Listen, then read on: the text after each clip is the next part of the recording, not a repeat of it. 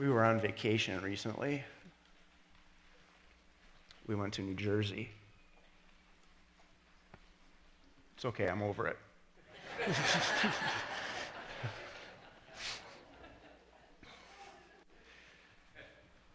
We spent some time at a place called Long Beach Island in a city called Surf City. Long Beach Island is a barrier island, which is essentially a very, very large sand dune that lays along the edge of about central New Jersey. It's lovely there. We stayed there for a couple of days as guests of my sister-in-law's in-laws. Yeah. So it was very nice. We, as you can imagine, at a seashore town, there are lots of shops, lots of places you can eat and buy stuff and souvenirs and all that. So one day we walked down to this kind of, well, they called it the 5 and 10, but it was one of these places where you can get anything, the T-shirts, the hermit crabs, all the stuff you get at a seashore vacation. Well, all the family went in except me. I waited outside because, you see, so as some of you know, we have a dog now, if that's what you want to call it. Reese, who is our dog, is 3.5 pounds. All of the baptizing kids today are bigger than that. By far. Reese is a Yorkie and a Shih Tzu mix. They call that a Shorkie. She's about this big. I discovered something while I was waiting outside of the 5 and 10 that I kind of had a hunch of, but on a busy shore street, you find out really, really quickly. People, especially women of all ages, are drawn like flies to light by little dogs. I wish I had known that when I was in college. But alas, can we pet her? Can we, how old is she? All that kind of stuff. So in our travels, 2 women wandered up, and they were a little bit older than me, and we started to talk because the one woman said, "Is that a Shorkie?" And I said, "Yes." And she said, "I have one." "Oh. How big is yours?" she asked. I said, "About 3.5 pounds." She said, "Mine's 20.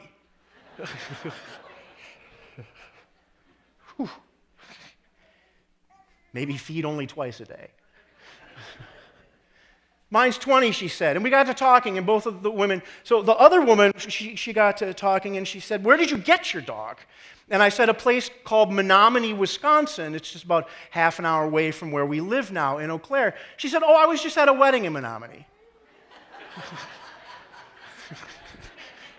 Right? "Really?" "Oh, yeah," she said. I know Menominee. A lot of farms," she said. "Yep." So then we talked a little bit more, and the other woman said, "Oh, well, what do you do in Eau Claire?" And I said, "Oh, I'm a pastor at a Lutheran church there." And she said, "Oh, what do you know? I'm a pastor." Okay. Now it's weird.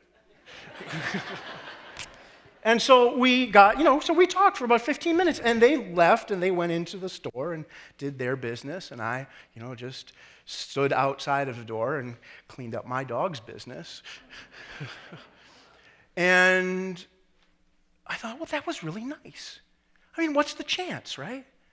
You go to New Jersey at the shore, and you meet a woman who was just in Menominee, of all places. I liked them. It was a very, very pleasant conversation. And then the next day, it was raining like it was yesterday. We're going to this little coffee shop, right? It was nice. It was pleasant, and it was small. It was about almost maybe a little bit bigger than our sound booth. Not very large. But they had ice cream there too, and the kids wanted ice cream, and so we go in there. And there's a woman ahead of us in line, and she has a daughter with her who's probably about, we have maybe like 9-year-old children here, maybe like Lucy's age. Yeah, just about that age. And she starts to speak Italian. She says, I would like a frappa mochaccino macchiato. I don't drink coffee. I don't know. It's Italian to me. But that's what she did. And she said, I'd like one for my daughter. But I don't want a lot of caffeine in it. And you could see the young women, I think probably college aged, behind the counter going. And so the young woman was very nice. She said, well, we'll use espresso, but it's decaf. Which begs the question, of course, what's the point? But nonetheless, they had espresso that was decaf. And she said, we'll use this. And the woman said, oh, yeah, that's great. That's really good. And then she said, and could you make it so it doesn't taste too much like coffee? Yeah, really. Coffee shop. So these lovely young women did their best, and I left because I didn't want to say something unpastorly. So I left, and they came out onto the little porch, which was covered, and the girl said to her mom, it still tastes a lot like coffee. And her mom said, oh, well. I didn't like her. I didn't like her at all. So she went on my bad pile. But you know, when you are in New Jersey and you live in Eau Claire, to get back, you have to drive about 1,200 miles. Much of it in Ohio, which is very straight and very flat. So you have a lot of time to think. And I was thinking to myself, what's the difference between the dog ladies and the coffee lady? What's the difference? And then I realized there was no difference. The difference was in here. The difference was in my mind, my reaction, my expectations. Coffee lady might have been a pediatric heart surgeon who was on vacation after saving 5 babies. And then I feel dumb. I don't know that. But this is exactly what Paul and Jesus ask us to do today in the lessons. To think very, very seriously about the categories that we use when we encounter people. We all do. This whole we are the world, everybody's the same notion is not true. Because we're not wired that way. We're not wired that way from evolution. This little guy right here is smiling because Dad's playing with him. Hand him to me? We'll see. Because he is hardwired like the rest of us to know that when he sees a familiar face, a familiar smell, a familiar place, that's safe, that's good, that's wonderful. He's going to smile. But you put him in a not so happy place, a not so familiar place, a not so comfortable place, what happens? We got 3 babies in the crowd, moms, dads, what happens? They cry. Because they know categories. They understand this is good, this is not so good, and this is how I'm going to, connect to my life. Throughout my life, it's a survival mechanism. Animals do it too. They hang out with their own kind, because it's safe. The trouble is, very often we never grow past that. The trouble is, those categories that we form so early in our lives, we never confront. We never try to undo. We never ask ourselves, why do I think this about somebody or something or someplace? Why do I react positively to the dog ladies and negatively to the coffee ladies? Maybe it's because I have a dog and don't drink coffee. I don't know. But of course, we know that sometimes it's far more sinister than that, isn't it? We know that sometimes those categories, Jesus asked about the categories. He said, hey, disciples, who do people say that I am? Who do people, how do they talk about me? And they tell him, and he says, oh, okay, well, that's interesting. Now who do you say that I am? You who've been traveling with me all this time. You who claim to know me. You who are close to me. You who call me friend and teacher, rabbi, all that kind of stuff. Who do you say that I am? And in this case, Peter gets the right category. He says, you're the Messiah. And Jesus says, nice work.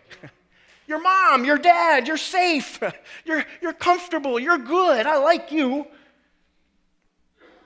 But of course, if you read the next verses after this lesson, Jesus is saying to Peter, get behind me, Satan, because he gets the wrong category when Jesus says, I have to go to the cross. Uh-oh. So Peter goes from dog lady to coffee lady. Like that. We've seen a lot these past couple of weeks about categories, right? In the news. We even categorize hurricanes. Because it's what we do. But what we also do as Christians, as Paul says, is we remember that we are part of one another. I don't know Nora. She doesn't know me. Not for the next few minutes, at least. But you know what? What we say in baptism right here in just a few minutes is not just that Nora has been welcomed into the community of Christ, but she's been welcomed into us. And we have responsibility for her, as we do all children that we baptize, as we do with all children that we welcome into our fellowship. And that's easy because they're so cute. But what happens when they grow up and their views aren't as cute as they are now? What happens when they grow up and maybe they make mistakes, they fail, and they will? I'm sorry. He'll always be cute. My mom's here, just ask her. She'll tell you, I'm still cute. Right? Excellent. But we all grow up.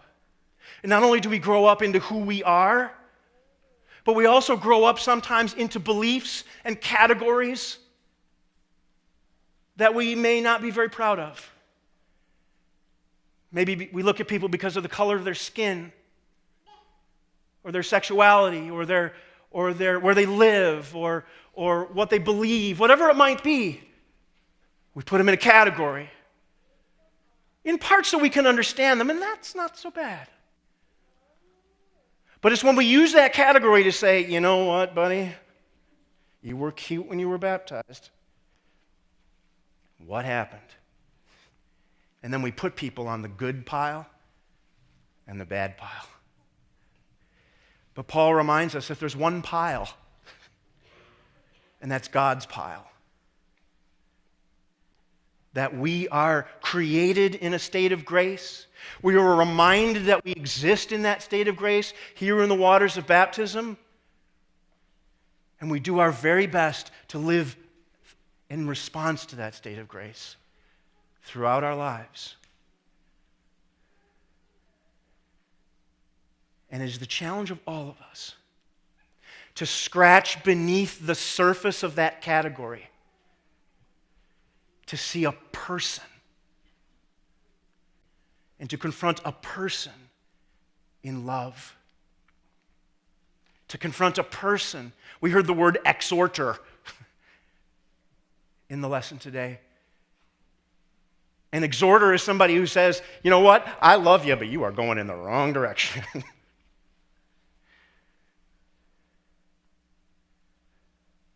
It's easy to say when we turn on the TV news and we see a town like Charlottesville, and we say,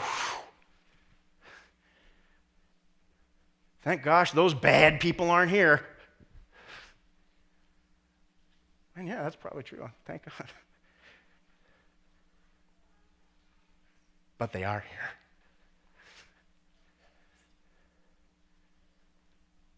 The sin that lies in all of us creates that behavior.